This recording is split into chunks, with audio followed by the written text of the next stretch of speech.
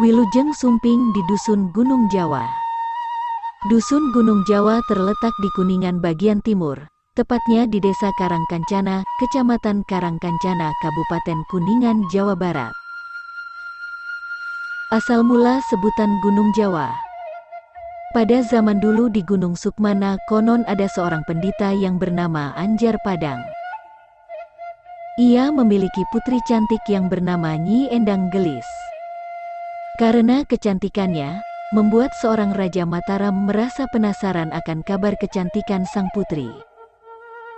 Lalu ia pun mengutus patih yang bernama Nitibaga untuk menjemput sang putri untuk dijadikan permaisuri. Maka patih pun pergi ke Gunung Sukmana untuk menjalankan titah sang raja. Setibanya di tempat yang dituju, patih Nitibaga menyampaikan maksud dan tujuannya kepada pendeta Anjar Padang. Tanpa kesulitan patih berhasil mendapatkan izin dari sang pendeta, dan dapat memboyong putri ke Mataram. Kepergian sang putri ternyata tidak dilepas begitu saja oleh sang pendeta. Ia pun ikut menggendongnya dengan sebuah kain atau gembolan sampai ke suatu tempat yang cukup jauh dari tempat tinggal pendeta. Tiba di tempat tersebut, pendeta menurunkan putrinya dan membuka kain atau gembolan pelindungnya. Tempat membuka kain atau gembolan kini dikenal dengan sebutan Jati Gembol, tepatnya di wilayah Kecamatan Cibingbin. Dari tempat itulah sang pendeta melepas kepergian putrinya. Dalam perjalanan menuju Mataram, rombongan sang putri istirahat sebentar. Tempat tersebut kini dikenal dengan sebutan Sindang Jawa atau tempat mampirnya orang Jawa. Saat istirahat, Nyi Endang Gelis menyempatkan diri untuk mandi di sana. Pada saat mandi secara tidak sengaja melihat sang putri yang sedang mandi. Karena tertarik dengan kecantikannya, patih pun akhirnya berniat ingin mempersunting Nyi Endang Gelis.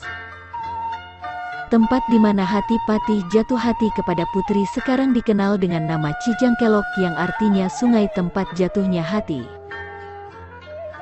Untuk memenuhi keinginannya, patih tidak melanjutkan perjalanan ke Mataram tetapi mengalihkan perjalanan menuju ke Banyumas bersama rombongan, tanpa perasaan takut. Kepergian patih Nitibaga dari Mataram sudah terbilang lama hingga beberapa bulan. Belum juga kembali, hal ini membuat raja merasa gelisah, dalam hatinya penuh dengan banyak pertanyaan yang tidak bisa terjawab. Akhirnya dengan beberapa pertimbangan ia bermaksud akan mengutus pasukan untuk menyusul patih ke Gunung Sukmana. Tapi belum juga pasukan yang ditugaskan berangkat, pendeta Anjar Padang datang berkunjung ke istana untuk bertemu dengan putrinya. Kejadian ini membuat raja murka terhadap patih. Maka pasukan yang sudah disiapkan untuk menyusul patih, kini diperintahkan untuk mencari dan membawa patih Nitibaga beserta Nyi Endang Gelis dan menerima hukuman mati dari kerajaan. Mendengar pembicaraan raja, pendeta langsung pergi mencari putrinya karena khawatir akan ancaman raja. Karena kesaktiannya, pendeta itu lebih dulu menemukan patih Nitibaga beserta putrinya Nyi Endang Gelis. Demi keselamatan, pendeta pun akhirnya membawa mereka dan beberapa pasukannya menuju Gunung Sukmana. Setibanya di kaki Gunung Sukmana, tepatnya di Cijurang, kini tempat tersebut dikenal dengan sebutan Lebak Cijurang. Lalu pendeta Anjar Padang membuat goresan di atas tanah. Dengan tujuan, siapa saja yang berani melewati tanda garis yang digoreskan dengan pedang saktinya dan berniat mencelakakan keluarga pendeta beserta pengikutnya, maka akan binasa sebelum melewati garis tersebut.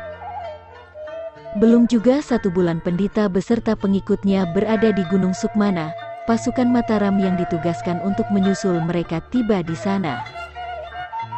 Namun perjalanan mereka terhenti di kaki gunung ketika melihat goresan aneh di hadapannya. Suatu garis yang jelas mempunyai kekuatan dahsyat sengaja digoreskan oleh seorang yang sakti, terbukti pasukan berkuda pun tak mampu melewatinya. Bahkan, Pasukan mereka seperti yang bingung dan kuda-kuda mereka ketakutan. Akhirnya pasukan Mataram berhenti beberapa jam di sana. Setelah beristirahat, akhirnya mereka memutuskan akan memaksakan pasukan kudanya melewati garis. Ketika mereka melewati garis itu, seluruh pasukan binasa, termasuk kuda yang ditungganginya. 4 bulan lebih pasukan Mataram yang ditugaskan mencari Patih Nitibaga tak kunjung kembali. Maka Raja Mataram merasa kesal dan marah. Akhirnya Raja mengutus seorang pangeran sakti yang bernama Dipati Pasir beserta putranya untuk menyusul pasukan pertama. Setelah menempuh perjalanan yang cukup melelahkan, pasukan Pangeran Dipati Pasir dan putranya tiba di kaki Gunung Sukmana. Tetapi sebelum mereka sampai ke tempat goresan keris sakti, ternyata pendeta sudah berada di sana. Lalu ia memberi perhatian kepada pasukan Pangeran Dipati Pasir, agar tidak melewati garis yang dibuatnya, karena pasukan pertama pun dulu binasa, akibat memaksakan diri melewati goresan tersebut. Mendengar ancaman yang tidak main-main itu, pasukan Pangeran Dipati Pasir berhenti dan melanjutkan langkahnya menuju ke tempat lain. Setelah pendeta pergi, Pangeran Dipati Pasir memutuskan untuk tidak kembali ke Mataram, karena takut akan ancaman raja. Bahwa jika tidak berhasil membawa Putri Nyi Endang Gelis beserta Patih Nitibaga, maka pasukannya akan mendapatkan hukuman pancung dari kerajaan. Begitupun untuk melanjutkan perjalanan tidak mungkin, karena ancaman mati dari pendeta, maka akhirnya mereka berjalan melingkar ke sebelah barat Gunung Sukmana.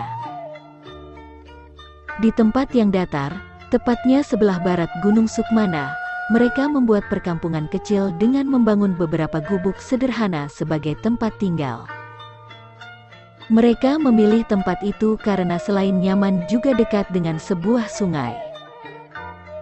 Keadaan sungai yang kecil tetapi airnya mengalir deras dan jernih, dengan dasar tanah porang dan tidak berpasir, sehingga air tidak mudah keruh. Lalu mereka menamakan perkampungan tersebut dengan nama Kampung Ciporang, artinya Kampung Sungai Tanah Porang. Secara diam-diam Pangeran Dipati Pasir menjemput istri dan anak-anaknya dari Mataram serta beberapa pengikut setianya untuk berkumpul di Ciporang. Tempat tersebut sekarang dikenal dengan sebutan Gunung Jawa, yang artinya orang-orang Jawa membuka tempat tinggal di kaki gunung. Pendeta Anjar Padang yang berada di Gunung Sukmana sebenarnya mengetahui keberadaan mereka. Tetapi karena tidak mengganggu dan mereka memang membelot dari rajanya, maka pendeta tidak merasa keberatan mereka membuka perkampungan di sana. Bahkan Nyi Endang Gelis sering berkunjung ke Ciporang beserta Patih Nitibaga. Kebiasaan Nyi Endang Gelis sepulangnya dari Ciporang atau dari tempat lainnya tidak melewatkan diri untuk mandi di kali yang airnya sejuk dan menyegarkan. Tempat mandi tersebut kini dikenal dengan nama Cigunung Gelis, air gunung tempat mandinya Endang Gelis. Menurut salah seorang tokoh masyarakat Bapak Suhandi, bahwa Patih Nitibaga meninggal di kampung Ciporang, dan dikebumikan di bukit sebelah barat kampung, tepatnya di makam Gunung Purwa atau Astana Gunung. Makam tersebut kini dikenal dengan sebutan makam Eyang Kapidin atau Patih Nitibaga. Sedangkan Nyi Endang Gelis konon dimakamkan di Pasir Indang, tepatnya sebelah timur kampung Ciporang, tetapi ada pula yang mengatakan ia hijrah ke wilayah Cirebon. Bahkan konon kini masih terdapat peninggalan pendeta Anjar Padang beserta putrinya Nyi Endang Gelis berupa makam dengan ciri terdapat 2 buah batu. Sebutan Pasir Indang yang berarti Pasarean Nyi Endang Gelis. Sekian yang bisa kami sampaikan, sekilas sejarah singkat Dusun Gunung Jawa. Mohon maaf apabila ada kesalahan dalam penyampaian, penyebutan dan yang lainnya. Terima kasih.